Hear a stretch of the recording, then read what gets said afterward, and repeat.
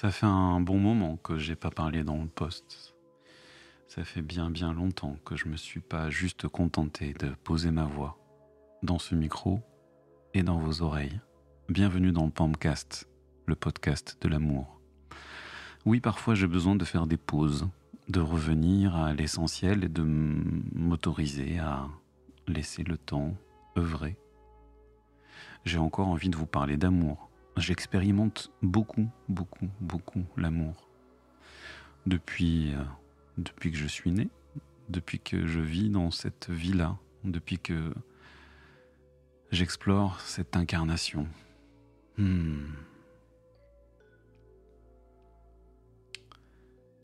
vis un schéma répétitif depuis que j'ai 12 ans. Vu que je suis à l'aube de mes 55 ans, si mes calculs sont exacts, ça fait exactement 43 ans que je vis cette répétition. J'ai vécu des histoires, des belles histoires, des moins belles. Elles ont toutes été riches d'enseignements. J'ai vécu des relations. Je suis père de 2 jeunes femmes extraordinaires que j'aime de tout mon cœur. Je ne regrette rien de tout ce que j'ai vécu, de tout ce que j'ai fait. Mais il y a un mais. Il paraît que le chemin le plus évident et le plus important, peut-être non, le moins évident et le plus important, c'est le chemin qui mène au soi, à l'amour profond et inconditionnel de tout ce que je suis, y compris ce qui me déplaît, ce que je juge comme étant déplaisant. J'ai appris, il y a quelques années, que je ne m'aimais pas. J'ai compris à ce moment-là qu'il fallait que je change quelque chose. Si je voulais avancer, si je voulais avoir une vie plus épanouie, plus heureuse. J'ai compris que je ne m'aimais pas et je vous en ai déjà parlé dans ce podcast il y a un moment déjà. J'ai découvert que j'étais un sauveur. J'ai compris ce que c'était que le sauveur. J'ai compris le côté dégueulasse du sauveur. Cet être qui cherche à attirer l'attention, qui fait plein de choses pour se rendre utile, pour se rendre agréable à l'autre, en espérant avoir en retour de l'amour. J'ai observé, j'ai compris que pendant des années, j'ai entretenu ce mécanisme. Je faisais, j'œuvrais pour l'autre, pour acheter son amour. Parce que j'étais incapable de m'aimer moi-même, je cherchais à remplacer le déficit d'amour de moi par l'amour de l'autre. C'est pas très glorieux, mais ça fait partie de moi, ça fait partie de mon apprentissage.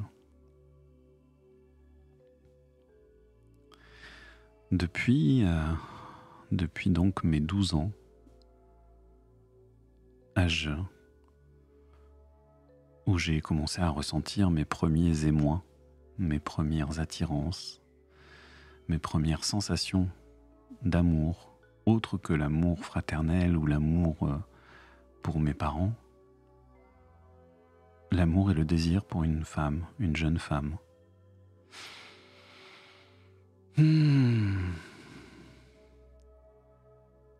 C'est bon de ressentir cet amour, c'est bon de ressentir ce désir, c'est bon de ressentir cette connexion à l'autre.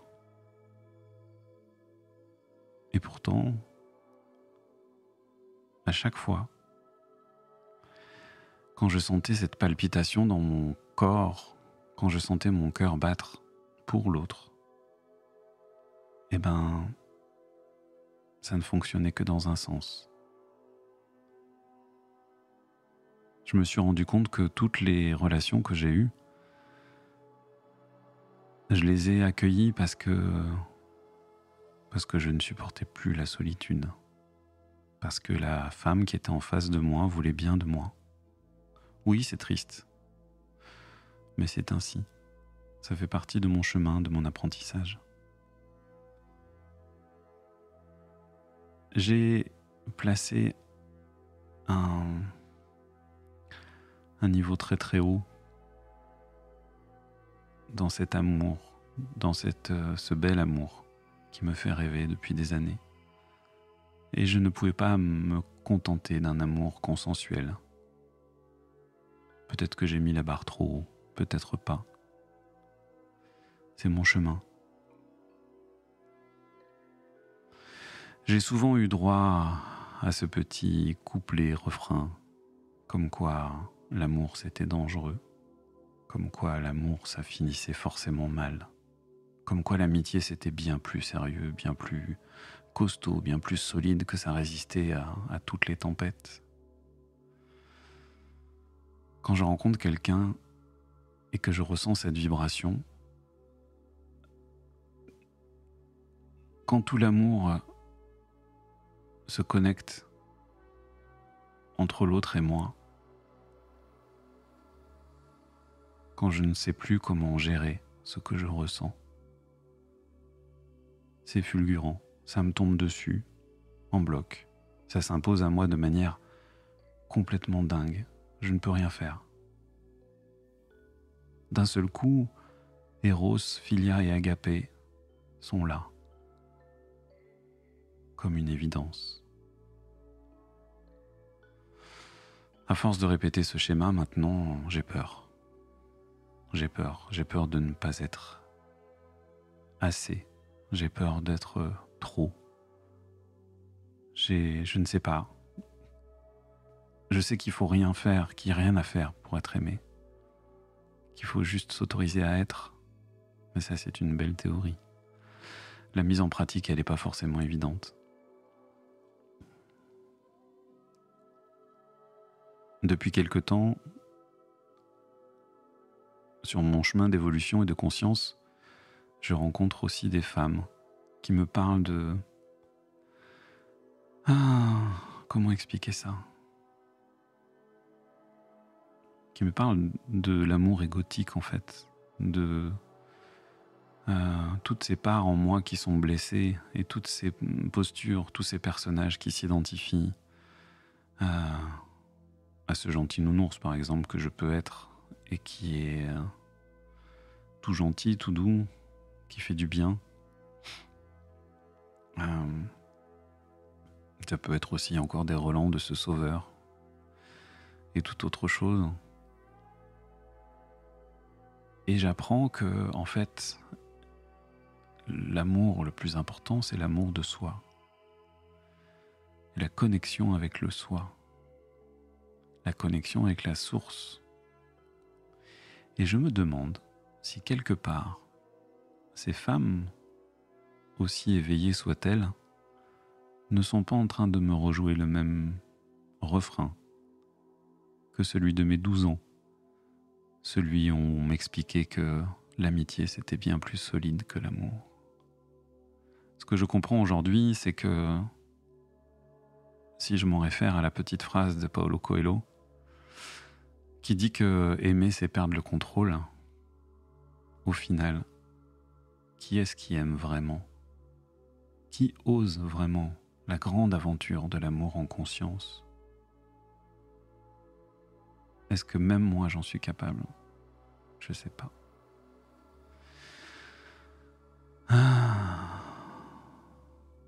Pourtant j'ai envie de le vivre, cet amour-là. J'en rêve. C'est en moi. Et j'apprends à me renvoyer l'amour que j'ai pour les autres, le renvoyer vers moi, le garder pour moi.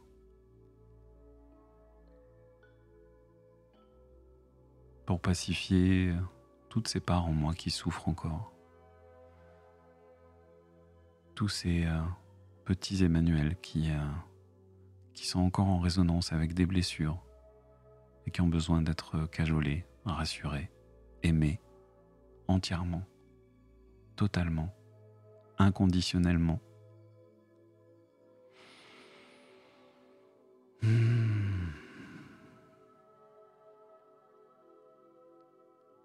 J'accueille toutes ces parts en moi. Je les aime. Je les prends dans mes bras. Je les serre fort contre moi. Je leur demande pardon. Pardon de ne pas avoir su les écouter. Pardon de ne pas avoir su prendre soin.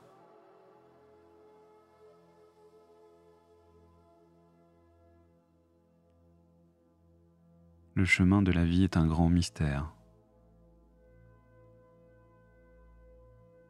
Mes pas sont petits.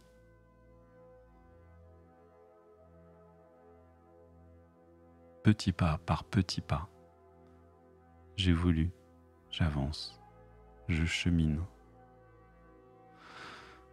Je suis fier de moi, fier de mon chemin. Je suis fier aussi de m'autoriser à m'écrouler de temps en temps. Quand les émotions deviennent trop envahissantes, j'adore ce que je suis en train de vous raconter. J'ai l'impression d'être intelligent. Je crois que je vais pas réécouter et que je vais vous livrer ça, comme ça, tel quel, sans aucun filtre, sans aucun montage.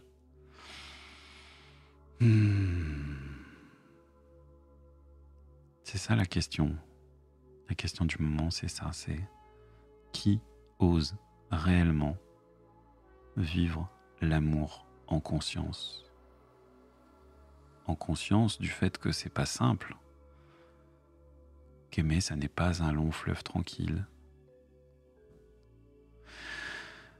que la relation elle est complexe, parce que la relation entre deux êtres, elle est en mouvement, que les deux êtres sont en mouvement, que l'un et l'autre avancent à des rythmes qui sont différents, et que la relation elle-même elle bouge à son propre rythme. Et que c'est rare au final, les moments où tout est aligné. Par contre, quand l'amour est puissant, quand on est vraiment en présence totale et inconditionnelle pour l'autre et pour soi, dans le respect de l'autre et dans le respect de soi, qu'on décide de faire ce pari incroyable, de se dire et de dire à l'autre, oui, je t'aime, et j'ai envie de m'engager avec toi sur ce chemin d'amour, sur ce chemin de relation amoureuse, et de faire le pari que nous allons aller loin tous les deux ensemble, main dans la main et cœur contre cœur. Et que oui, ça va être compliqué, oui, parfois on va en chier, oui, des fois on va moins s'aimer, des fois même on va se détester, mais j'ai envie de croire à cet avenir commun. J'ai envie de grandir avec toi. J'ai envie d'ouvrir mon cœur et de m'autoriser à vivre ce grand amour, cet amour puissant, et d'apprendre, car la relation est la source des plus beaux apprentissages.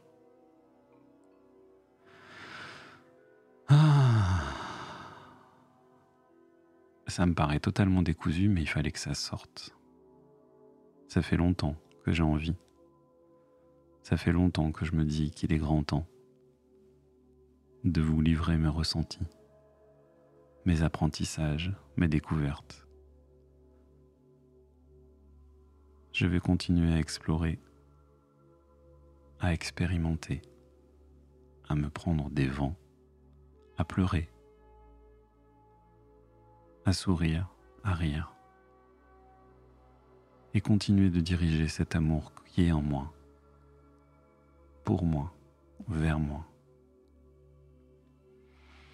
Et peut-être que sur mon chemin, quand je serai en résonance, dans l'harmonie, avec l'amour de moi-même,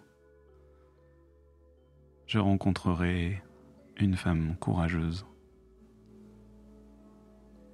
Tiens, le voisin a décidé de sortir la ponceuse.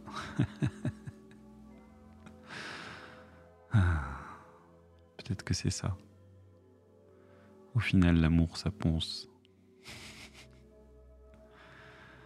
Ah, ouais. Je t'attends.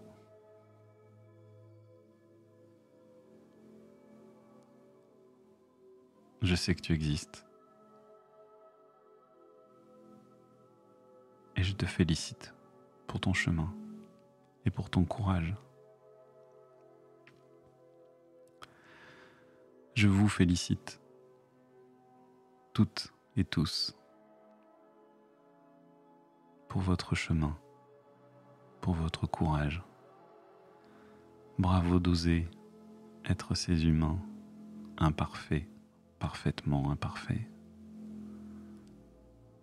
qui osent vivre l'expérience de la vie et de l'amour.